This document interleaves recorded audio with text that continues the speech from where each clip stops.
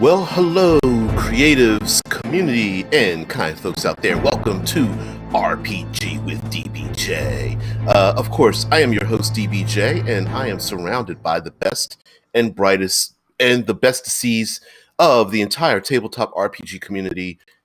That's you. And for those who don't know, as an introduction to this channel, we take a subject and we take that subject and talk about it all week long, and we subdivide it each day. Today being Monster Monday, we have the newly titled Crunch Time Tuesday, World Building Wednesday, Third Pillar Thursday, Third Pillar of Exploration Thursday, and Future Friday. And yeah, we have to talk about the elephant in the room as concerns tabletop RPGs, and that is pandemics. Now, you will notice in the in the thumbnail that I used a somewhat awkward way of mentioning it because I just called it pandemic. And the reason why I just titled it pandemic as opposed to pandemics, multiple, is because if you're going through one, your mind's probably not on too many others.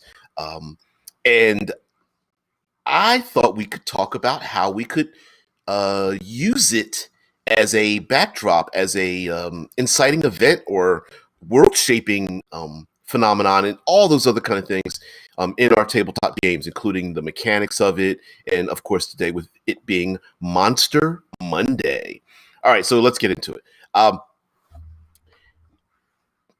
Monsters, a lot of times, and you guys know, I have a number of videos where we've all talked about like using diseases or shifting and reframing and reusing, repurposing monster backgrounds, because monster origins, I think, are one of the like their monster origins are sometimes the unsung hero of making a great monster as well.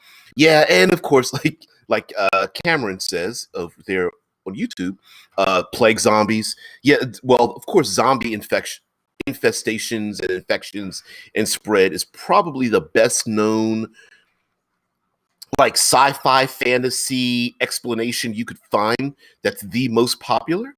Um, but if any of you out there are interested in any kinds of pandemics and or epidemics of any sort, please come over to our Discord channel because for those who don't know, this channel is broadcast on Twitch, YouTube, and our own Discord server. And you can pop in, you are prevented from popping in links and photographs and things like that, pictures and whatnot. But thankfully loaded over there in the Discord is the list of epidemics throughout history over in Wikipedia, and it's pretty daunting. All right, so without going into like the cause of the pandemic, and what other than the cause, the symptoms of such a thing are probably the most important thing you're going to want to know. How lethal is it? Usually, we love to have something relatively lethal. If it isn't lethal, it puts you on your ass probably with some pretty nasty side effects if it's spread, and then we have things that go on from there. Now, one thing that I think is often ignored in tabletop games and setting history in general, and this is fine that it is ignored, is that we usually default to like, how does humanity handle these things? How does humanity handle a flood or dragons flying around or famine, or of course we're talking about a pandemic. But what are all the other races and monsters and creatures doing while this is happening, right? If there's a dragon terrorizing the countryside, couldn't a dragon terrorize, I don't know, the lizard folk as well, or the halfling, enclave, or the dwarven mines or something? Like, a lot of times we just go, oh, well, the human beings are panicked, scared, fighting for their lives. We need to do something about it, without really taking into account like what's everyone else doing at the same time. I mean, will will that Naga that lives in that old wizard's tower sit back and like, you know, it, put themselves literally board themselves into a fortress as the pandemic spreads around, or will there be like trolls and other monsters out there that are either equally affected by it or at least willing to take advantage of it? So, on one hand, a pandemic could be the origins of one or a number of monstrous creatures in your world if it's something that transforms everyone. Like, again, plague zombies, running around where they're either just infecting people by their bites, or literally if you get a scratch, you're worried about having, pus-filled gangrenous bumps or something like that from a simple scratch from their nails or their teeth or something. Or is this something that's happening in the background of the world while everything else is going on at the same time? I mean, that ongoing conflict with the lizard folk out in the swamps might come to a halt if come to find out that the lizard folk are suffering just as much from some kind of strange disease or something. And we've seen this trope done plenty of times in a lot of like media, whether it's books, graphic novels, television, movies, heck, even audio dramas, if you think about it. And we can pull a lot of that from we can pull a lot of that to put into our games. A perfect example is, talking about zombies. How many times have we seen the innocent ally get bit and then hide it from everyone before they start going through their transformations? And we don't have to um, limiting ourselves to pandemic equals undead, although you could do that. But um, it could also be something transformative, especially if there's been like some kind of like ousting of one of the gods. Like, let's say there's let's go really bizarre. Let's say there's like the god of mischief or the god of chaos or whatnot, or one of the gods that holds back chaos has been ousted from their throne on the um, the mountainous region where the gods live or something. And now that that person is gone, maybe they become the progenitors of not expecting what you expect from um, a disease, right? Meaning that you could get a transformative effect from being infected, but what you transform into could be either within a certain class of creature types, like certain types of undead. Whether it's like, oh, I've been bitten, I'm going to transform into, roll randomly, a a skeleton or a zombie or um, a choker or something. Kara's like a plague of pranksters. Woohoo!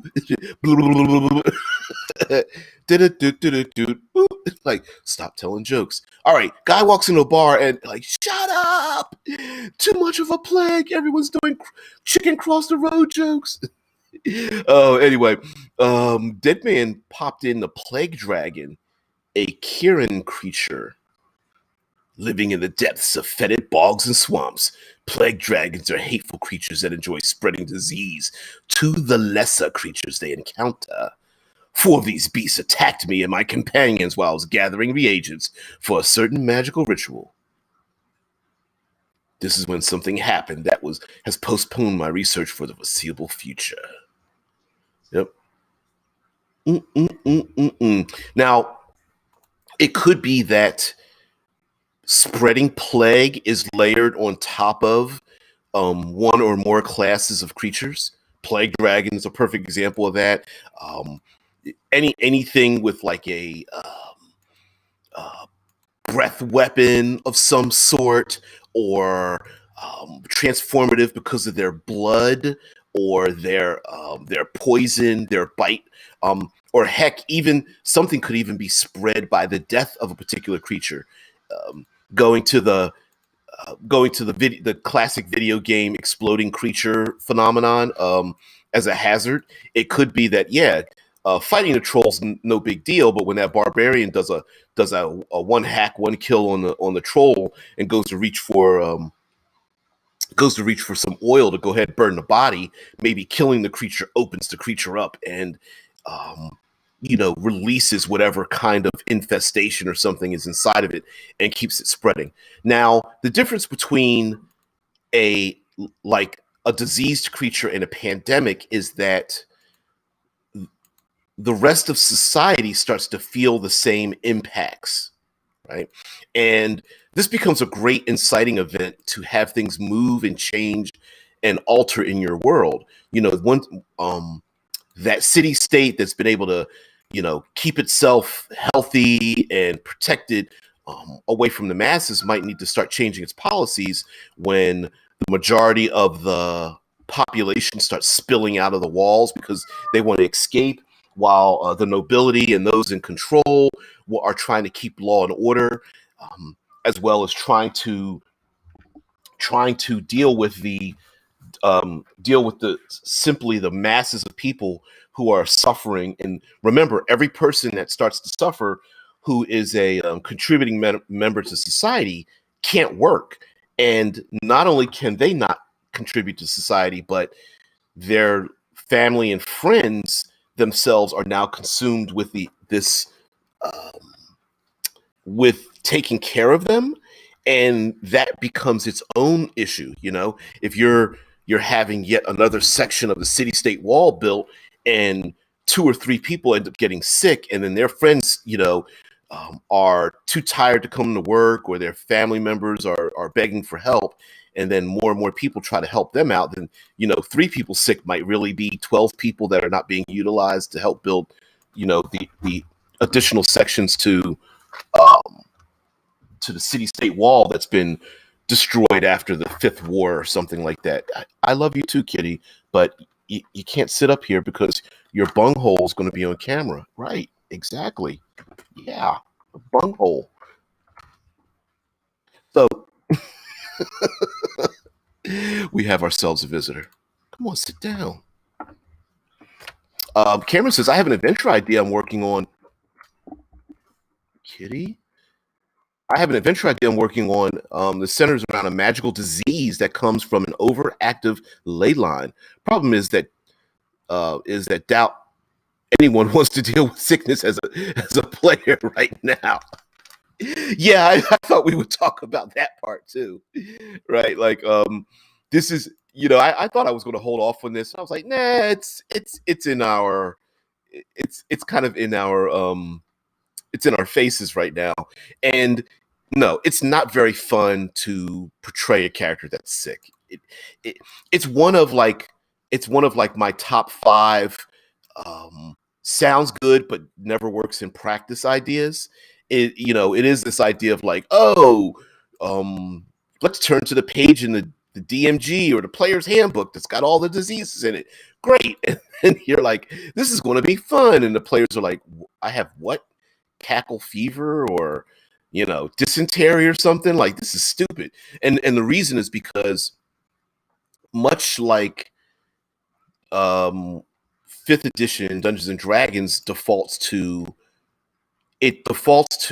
value added rather than value subtracted, right?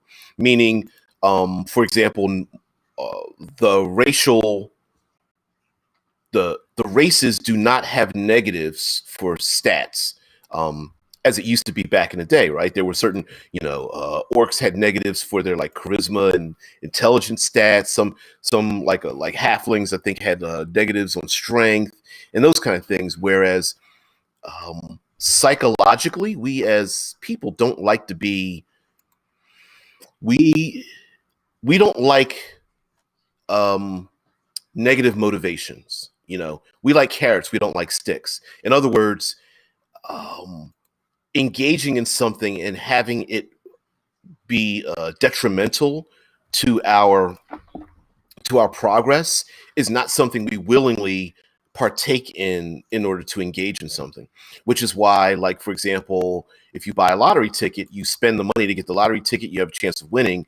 They don't say up front, oh, you have to give us $500 first before you can win that lottery, right? Um, it's there's a benefit at one end, but there's a major cost in the beginning. And in playing role playing games, to tell a character, oh, hey, we're going to have fun with disease, your movement or strength or your capabilities are now at a limitation. Let's keep on playing is pretty detrimental. But as an inciting event or things that happen around them, and I'm not saying that the players can't catch a disease. I'm not saying that. I'm saying that there's a psychological reason why nobody wants to catch a disease or have a broken arm or internal bleeding or or a concussion or something, or the flu as a player character, right? It's not fun. It's not fun in reality, and sucks in a role playing game. But as something that starts to shift and change the world and interactions around them.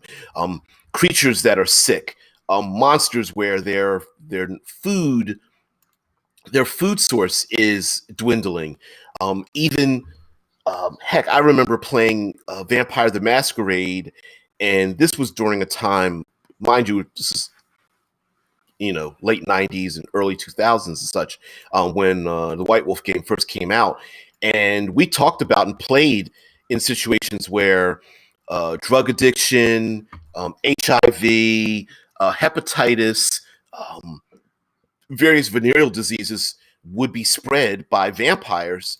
The vampires themselves not suffering from it, but the blood that they carried with them, and of course, if they didn't, wash their mouths out with soap, would carry those elements with them. Although people on drugs would affect the blood, but anyway, we incorporated that into the game where sure, your one of your classic monsters or monster types might not be affected, but they could be either helping to spread such a thing or even even promoting it by simply the virtue of them being around, just by happenstance, basically. The Flood. Halo has the Flood, a pandemic level creature that will kill all life in the galaxy if the Halo ring worlds didn't function to keep them in check. And yeah, I mean, okay, this is within the context of tabletop RPGs. There's something cool about using a pandemic in your world that I needed to preface before I said that word, in the sense that it's a great and easy motivation to get like in Halo the Flood with these monstrous creatures. It's something that you can go like, hey, you know what? I don't even have an idea. Oh, here's my idea. Here's something in the background, and because you have this dangerous and widespread thing that no one person can really solve in the background, it you have a built-in tension timer. You have it built-in uh, pressure gauge to get the players moving. When the players go to a small outpost out there in the wild with people, and then someone runs into town, dirty faced and scarred and panicked, and it's like running, stumble, the flood or whatever your pandemic is called. It's like they'll be here in hours. We've got to run, and the players are like, but I just paid money to the blacksmith to get my new sword made. What's going to happen? And blacksmiths, you go back to the blacksmith and they're already closing down, and everyone's like packing up their stuff, and people are moving around, and finding a contact might be extremely difficult. You know, all those things might be happening where you, you know, I, one of my mantras is when you world building, if the players do not move through your world, your world should be moving your players. And a pandemic is one of them. As a matter of fact, uh, I will reveal that I thought we'd do a couple of 4 or 5 weeks of natural disasters and how useful they are for tabletop role playing games. Yeah, Tessa Ranger puts in mystical plague in King of Thorn. Medusa is a disease that came from a meteorite, spreading across the globe and turning most humans into statues and others into monsters. It's revealed to have a psychic vector rather than a viral or bacterial one. Ooh. Um, Disease vectors are another thing that you can really have some fun with. Um, Terrible choice of words there, but um, lots of diseases have various and quite strange um, vectors, simply by how they are spread. You can go very basic and go like, okay, well, it's spread through the air or blood to blood, spread through like food, things like that. But there's some strange diseases out there and viruses and things that spread through innocuous manners. Like, for example, there's a disease out there that infects rats so that it can infect cats, and then it infects their feces that comes in contact with human beings. Uh, and why? Don't know, but some many kinds of viruses and bacteria are try their best to find the best way to propagate their own lives. And so yeah, there are some diseases that are spread through mosquitoes or bats. Rabies is a perfect example of infecting, predatory animals like dogs and cats, and then spreading, and then they go and bite and scratch human beings, maybe, and other animals, such to spread that way. So, absolutely.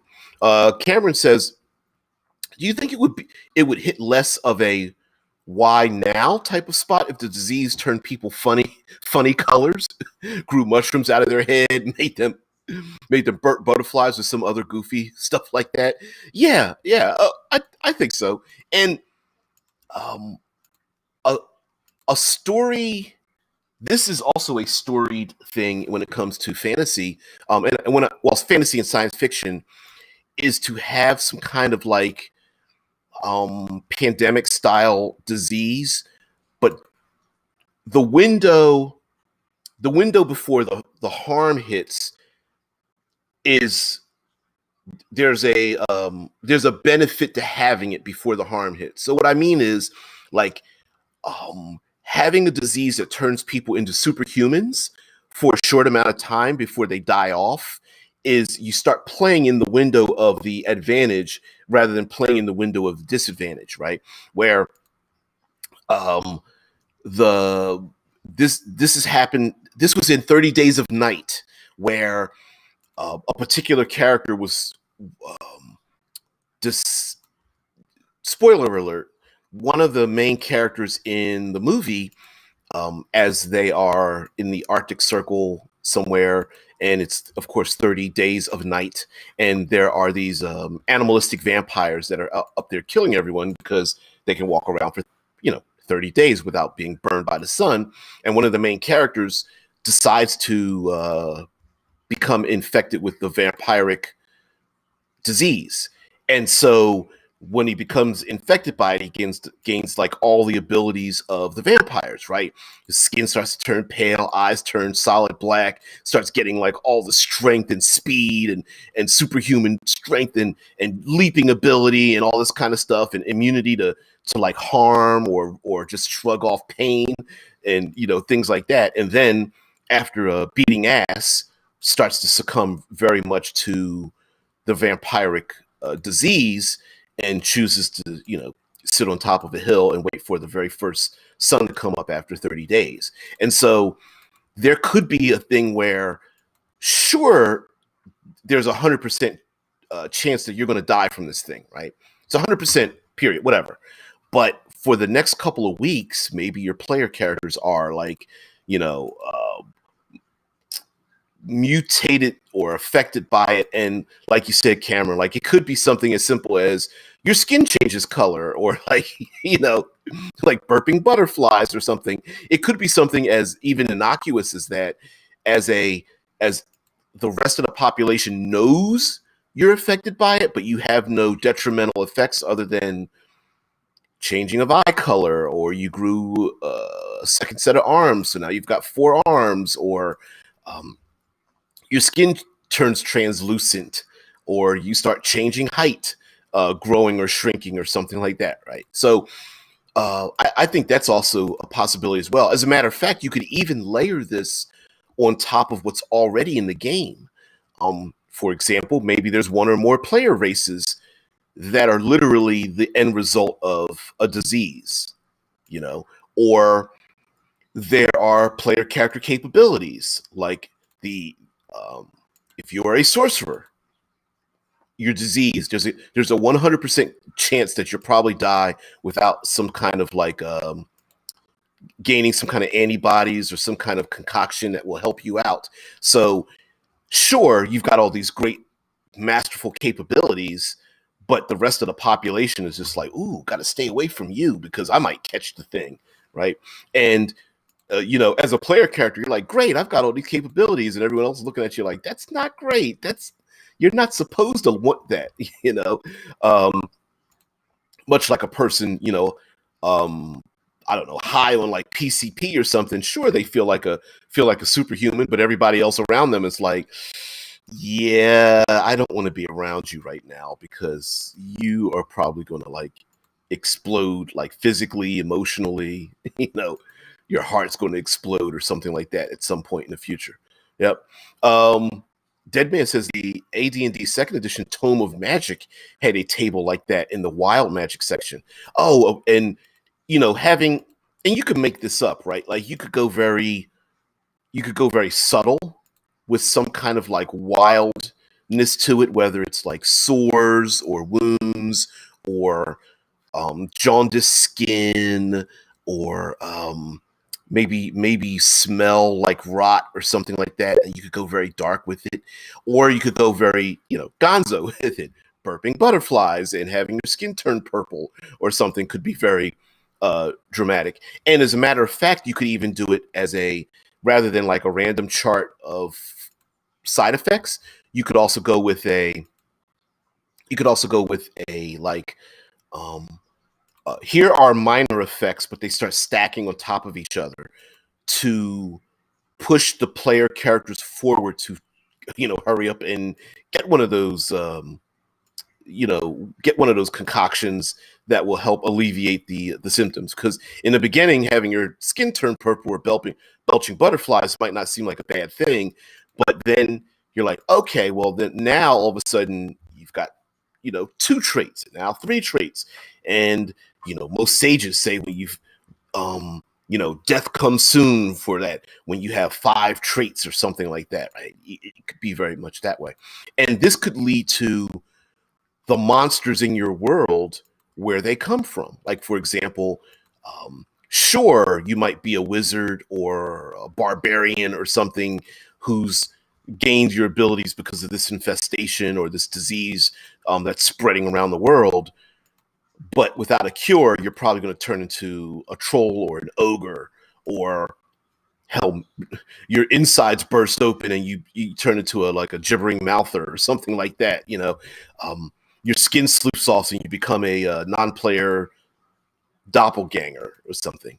You know, any number of those things could be like your monstrous origins could be from that. And with a pandemic, if your monstrous origins are related to the population, there's no telling when or how or who might be the next, or how many groups of people might be the next um, enemy within. Okay, so if you're, you know, sure, jumping behind the castle walls might help you fight off the classic goblinoid hordes, but when you are behind, you know, those city state walls and you can't get out and you don't know who's infected and who's spreading that infection to somebody else that might affect them, it could be pretty daunting. And then you also have uh, the interactions of family, friends, and important individuals concerning something. You know, when the classic king and queen's daughter starts to transform into one of those hulking trolls because of the disease, they're not going to want you to kill her off, right? Or solving the problem by killing the thing might not get you where you want to go. You know, where you know the queen is so distraught by the murder of her daughter after being transformed into a troll, and the PCs are like, I don't understand why she's upset. I just I just cut her head off and burned her body. I don't know why anybody would mind me doing that. It might be like, okay, your enemy, you know, you're enemy of the state now. So killing the thing might not be the best thing in the world. As a matter of fact, some people might even have their family members trapped in basements trying to keep away from them. And then layered on top of all that are the things that people do to stay away from pandemics, right? Covering their mouth, bodies burned in piles, the bring out your dead, the numerous, the absolutely numerous panaceas, the things that people do that they believe in their heart will protect them, even if given a small chance to not be affected by the pandemic, whether it is through faith, through untested science, through some strange rumor that somebody else said, the large game of telephone, wearing garlic around your neck will prevent you from getting the disease. And they're like, yeah, you're right, wearing garlic. And somebody else is like, I'm going to rub garlic on my body. And everyone else is like, if you chew garlic, and so, you know what I mean? And then it just starts spreading and changing and morphing over time. And so you have a lot of those things, as well as the classic zombie trope of, since we don't know, let's just kill you anyway, because you might be a carrier, right? Cameron says the small goofy stuff goofy stuff could get very inconvenient, like growing two tiny arms out of each ankle. Imagine how weird that would be. I think that would impede movement, or at least make you walk funny. Yes, absolutely. And if you start going with like the more strange elements of like a disease, because I don't know, the god of mischief has been banished or destroyed or imprisoned or something like that. Like, it's been too many, you've made too many jokes there, Loki. We're going to have to imprison you. And now whatever effect in society starts happening to everyone, of course it could become inconvenient. Well, the most inconvenient thing is social, right? Despite the fact that you're not affected by it, everyone else around you knows you are. It's the there's in real life, I guess you could claim, like, eczema is a type of socially awkward disease where your skin allows other people to see that there's something wrong with you, but there really isn't anything wrong with you as a person. But socially, other people may have a particular standard by which they affect you, especially if you have like chicken pox or mumps or measles or something, like you're carrying around a visible trait of an infectious disease. And sure, physically and mentally there's nothing wrong with you, but socially you start suffering the side effects. Tesla says, Tome of Magic, the seventh priest spell, Breath of Death, is a reverse of Breath of Life, affects an entire community. Anyone who fails a saving throw versus death magic is infected with a disease that is fatal in 1 to 6 weeks. Yeah.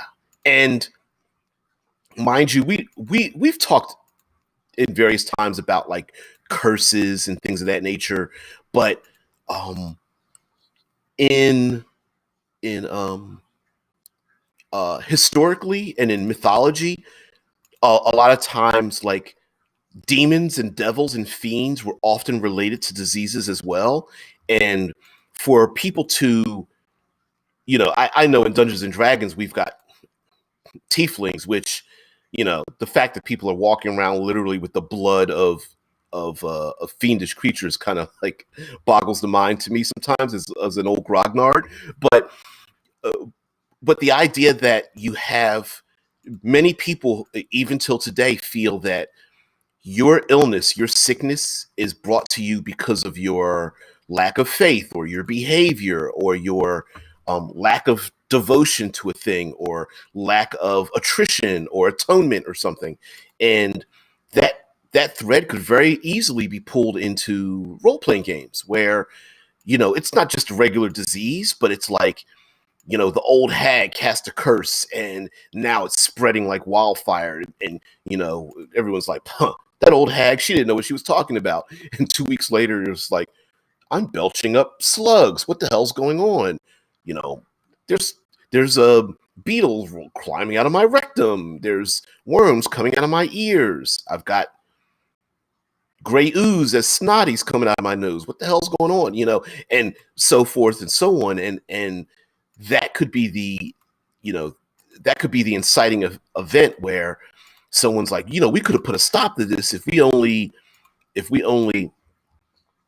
did the thing, or didn't harm the old hag and try to burn her out of her swamp like cabin or something like that, whatever, so on and so forth, where the disease isn't caused by biological vectors, but was quote unquote man-made, or at least arcane made.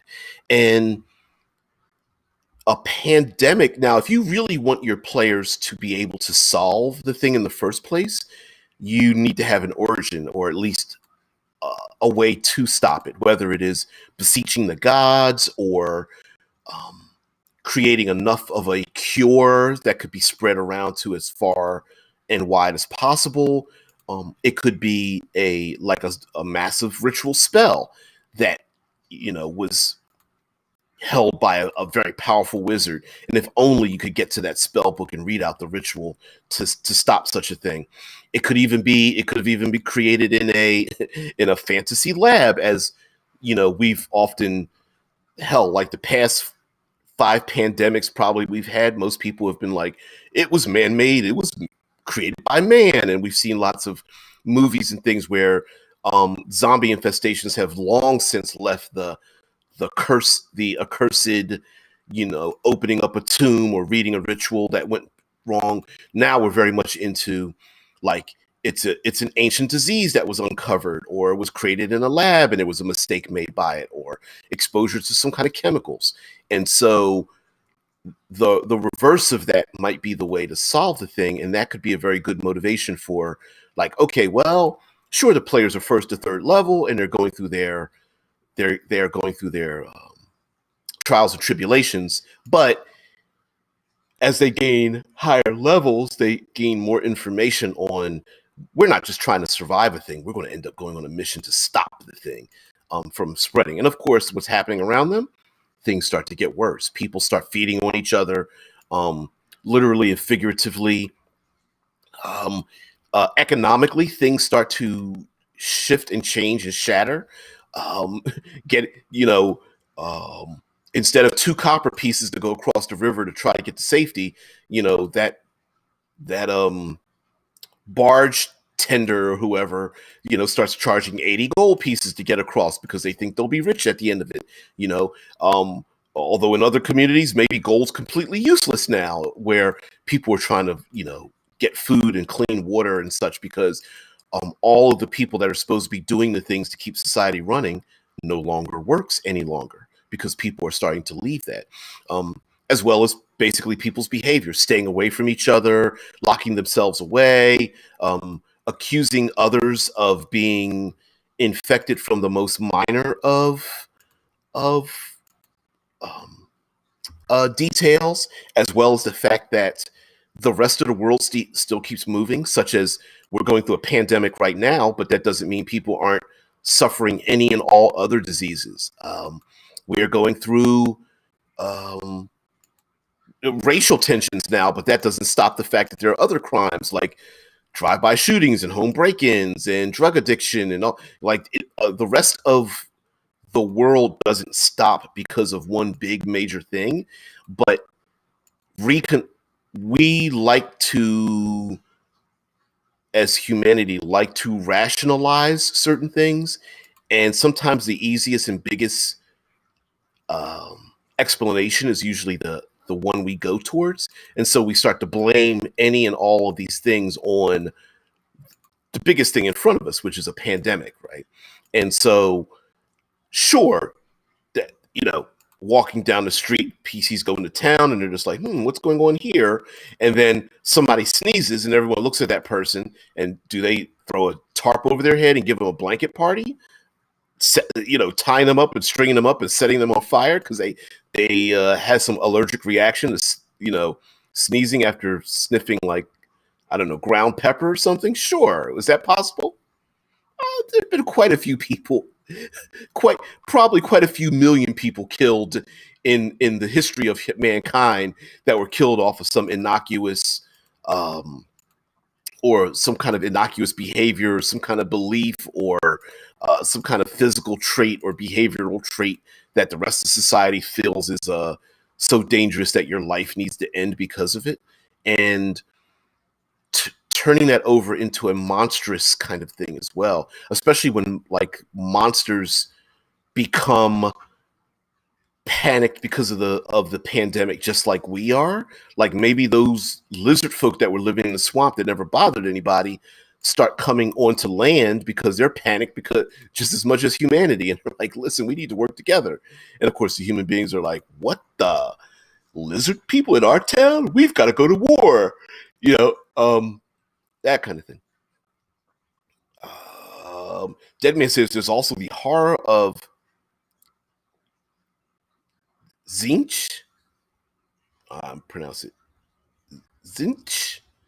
The horror of Zinch in Warhammer 40k. One of the images of one has one coming out of a guy's mouth. Yeah.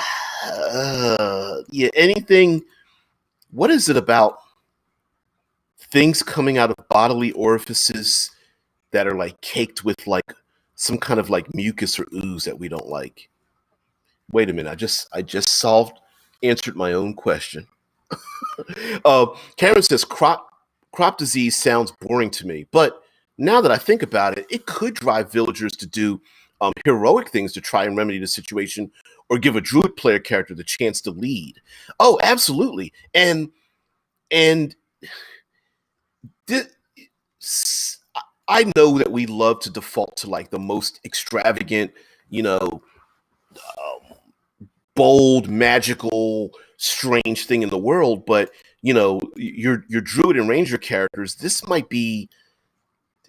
just be a normal thing, right? Like, hey, there's a disease spreading around. It's like the measles or mumps or chickenpox or something, or whatever number of those epidemic diseases listed in the list of epidemics on Wikipedia, right? And you say, okay, well, player characters, your simple job is to go out there and find the ingredients we need to get a cure for this disease. That's it. And then that could just be the backdrop for player characters going on a mission to encounter monsters and avoid traps and hide from the weather and hunt down people and run from people and all that kind of stuff, where in the background there is this thing of this growing, you know, infestation or something. The locusts have come to town and they're destroying crops and all this kind of business, and disease starts spreading.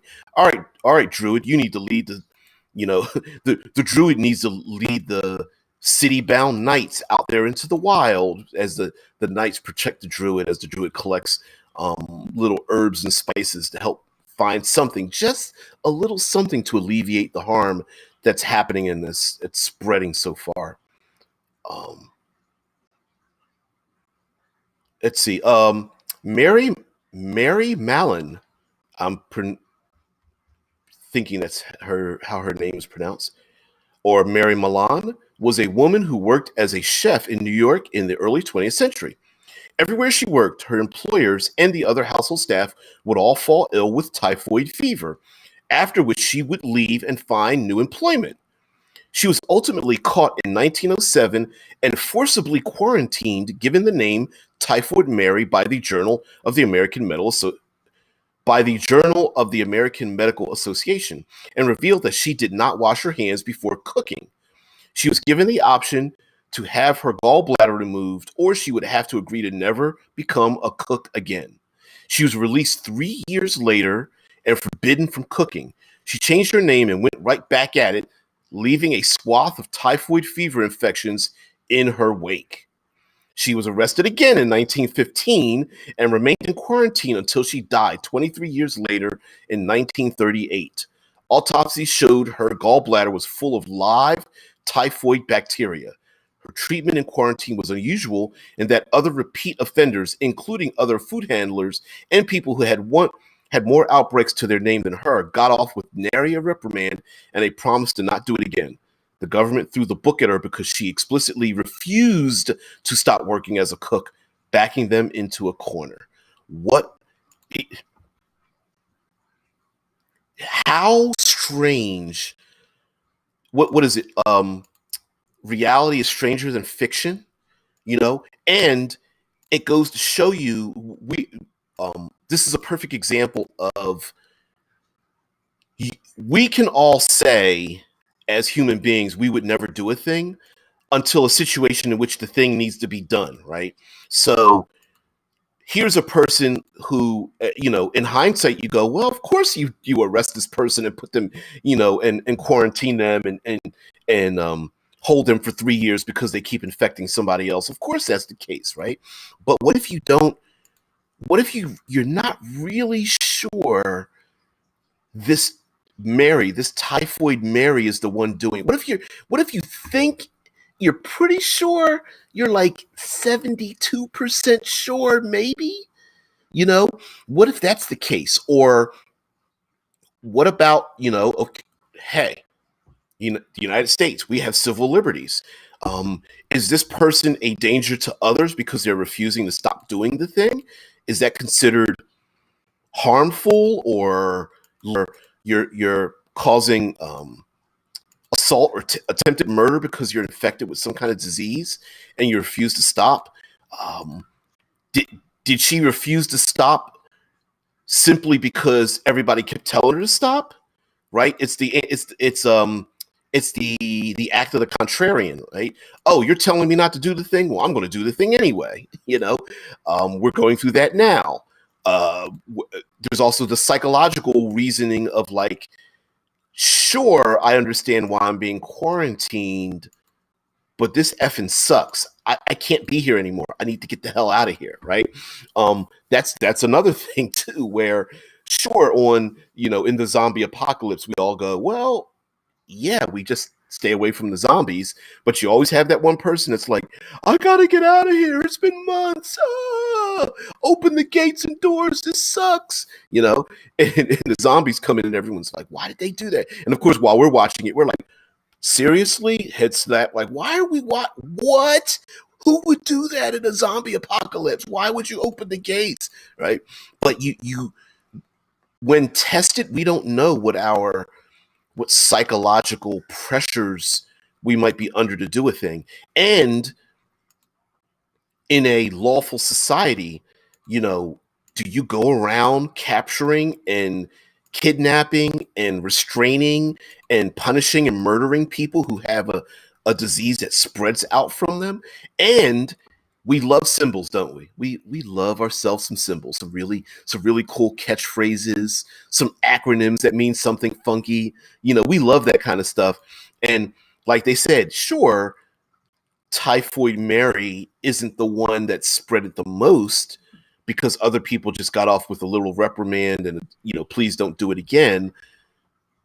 But they threw the book at her because she refused. And so this person becomes, while not the most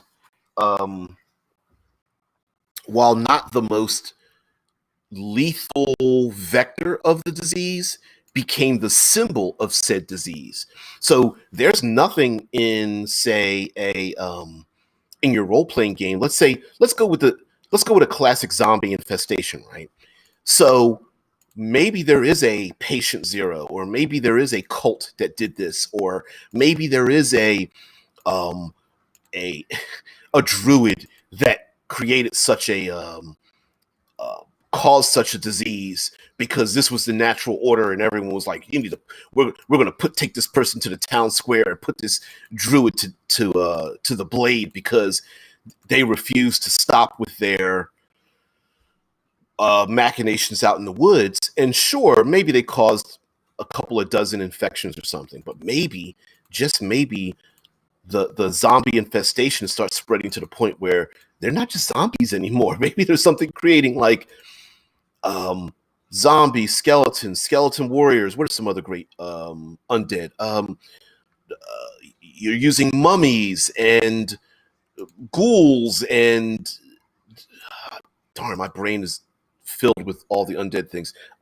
Heck, even vampires and wraiths and whites, maybe not wraiths, but like whites and those kind of things start coming about because of how the infestation is changing and mutating, and maybe there is someone who's been infested and has literally bitten or scratched or sent their blood into the food or the public water stream and infected an entire community of several hundred and turned them. Sure, they might be the worst, but everybody blames that first druid. Everybody blames them because they refuse to stop or whatever. So I love that, Tesla. Thank you very much for that. That's really cool and really bizarre, and a lot of story ideas you can take from it. Now, along with our monsters that might be the progenitors of the disease, of course, they could be carrying the disease. So you could say, hey, oh, by the way, guys, if you get killed by the troll and you drop to 0 hit points, yeah, we're going to roll some dice to see, like, if you fail your death saves, yeah, there's no coming back from it. You're infected by it, you know. Another thing, of course, is, you know, I love BFF creatures, best friend creatures where you start Russian stacking dolling creatures where the you slice the troll a couple of times and those pus-filled bumps on the troll's skin, start dropping out slugs out of its skin and they become their own hazards, like rot grubs or something maybe. And then if you kill the creature and cut its stomach open, it then releases something from its insides. A disease could be making your monsters go crazy when they normally aren't. Maybe those owl bears are actually like rabies infected, so they're acting outside themselves. You could start changing the behavior of monsters because they've eaten something that was infested with it. So maybe that those wyverns are swooping down from the mountain passes. And this could be a little bit of a way for your player characters to really change their interactions with the monsters, right? Like, let's say you're like, I hate using these boring first or second level monsters. I want to include something that's far more dangerous. So maybe you have an infested creature where, as long as the player characters maybe run from the creature, that manticore will eventually die out because they see that its eyes are like bleeding blood red and there's like black striations through its fur and skin, and someone's like, this thing is on its dying breath, but it's having maybe the monsters have like a burst of like aggressive energy before they die out and their heart bursts open with worms inside of it. So maybe the player characters avoid the manticore at first level, simply by virtue of waiting for it to die off, right? It's going to burn itself out. Then maybe that's a way to deal with the thing. Maybe that's a far more effective manner of dealing with the monster, as well as the fact that, not only killing the monsters, but having to dispose of their bodies might be extremely important. Sure, killing the wyvern is cool, but killing it and then burning the body might be even more important, or dumping acid on it, or whatever the case may be. As we've seen in real life, not only uh not only are there dangerous monsters, but not in real life, not only is there a danger of infection and infestation when it comes to people, but how many times have we seen big giant pits with people's bodies dumped in them, wrapped in white? And the reason for that, so the infestation doesn't spread to others. And like Deadman posted a picture in our Discord server. Yeah, what kind of monsters down in the bottom section? My barbarian slices them in half. Great. All right. How much damage did you? 87 hit points. Great. Your axe slices through the creature's body as its upper torso leaves its lower torso in a slow motion arc, and you see its internal organs start to spread out, and teeth start, leaping from its lungs, and its gallbladder grows legs, and it's I don't know, long intestine or short intestine grows eyes, and you're like, what the mother, you know? Yeah, I think that's kind of cool. And again, where these monsters come from and who those monsters are might be pretty important. You know, when people are gathering in the town square to pray to the gods, and someone in the town square starts to having a conniption fit, and then all of a sudden they start having like spasms, and you got to hold them down, and everyone's like, "What are we gonna do?" And half the people are like trying to hold them down. The other half the people are trying to run and escape, and then maybe there's a cult, white robed cult, where they're smiling and they take their robes off, standing there in full nakedness before the gods and the sun or the moon, and all of a sudden their bodies get racked with pain and their bones break and something bursts out of their Dead Man says that's a blue horror coming out of a red horror. I did not know that. Oh, I did not know that.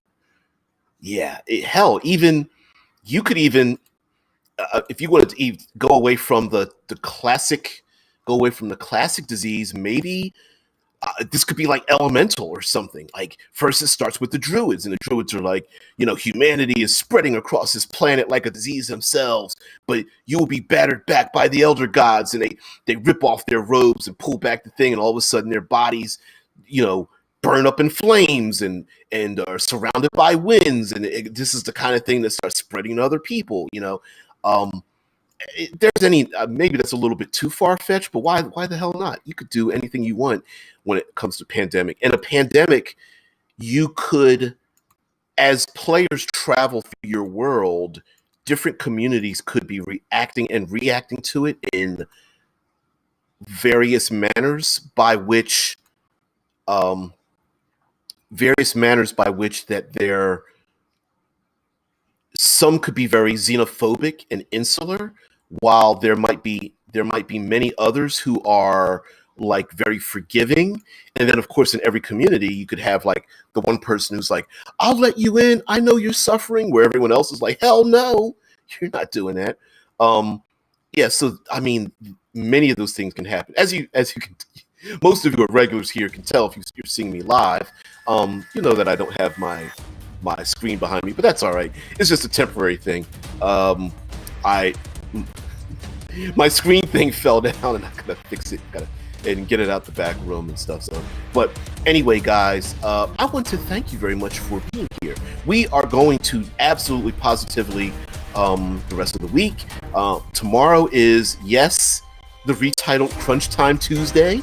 We'll talk about some of the mechanics we can use, some of the mechanics that already exist in games, and how we can change and manipulate. I talked a little bit about that already, but we can talk about some of the mechanical ways, such as resisting some of the diseases, some of the cool ways of finding cures for those diseases, and surviving the pandemic if it is something that you want your player characters to do.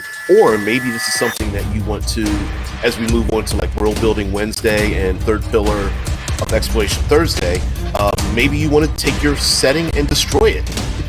Hey, I'm going to take, someone goes to a far off Isle of Dread and brings back something dangerous, and we destroy the whole world. So anyway, guys, thank you very much for joining me. I am DBJ, and surrounded by the greatest and the brightest. Everyone have a great one. Thank you very much for watching.